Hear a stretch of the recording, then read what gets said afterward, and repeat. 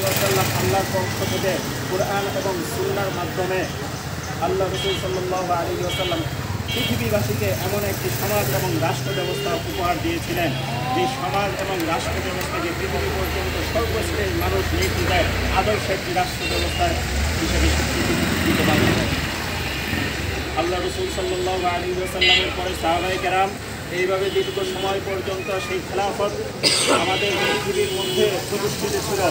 সর্বশেষ 1929 সনে তুর্কির খেলাফত ধ্বংসের মাধ্যমে খেলাফত ব্যবস্থা পৃথিবীর মানচিত্র থেকে বিলুপ্ত করা হয়। কিন্তু এরপরে আমরা মানব পৃথিবীতে বিভিন্ন তন্ত্রমন্ত্র দেখেছি, আমরা গণতন্ত্র দেখেছি, আমরা রাজতন্ত্র দেখেছি, আমরা স্বৈরতন্ত্র দেখেছি, কিন্তু কোনো তন্ত্রই পৃথিবীবাসীকে মুক্তির বাণী শোনাতে ব্যর্থ হয়েছে।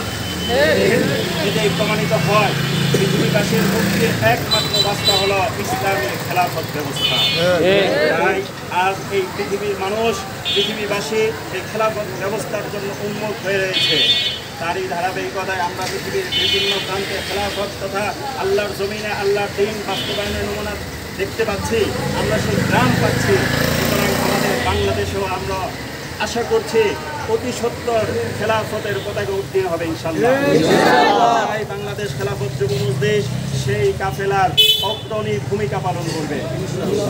আমরা খেলাফত প্রতিষ্ঠা করতে পারি বা না পারি, কিন্তু খেলাফত প্রতিষ্ঠার জন্য আমাদের যে বক্তব্য হয়তো খেলাফত নয়তো শাহাদাত, এই আদর্শ নিয়ে আমরা আমাদের সংগ্রাম চালিয়ে যাবো ইনশাআল্লাহ। আমাদের প্রতিটি সংগ্রামে এবং আন্দোলনে অংশগ্রহণের জন্য উদাত্ত আহ্বান জানিয়ে আমাদের বক্তব্য এখানেই শেষ করছি। নাসরুম মিনাল্লাহি ওয়া ফাতহুন করিম।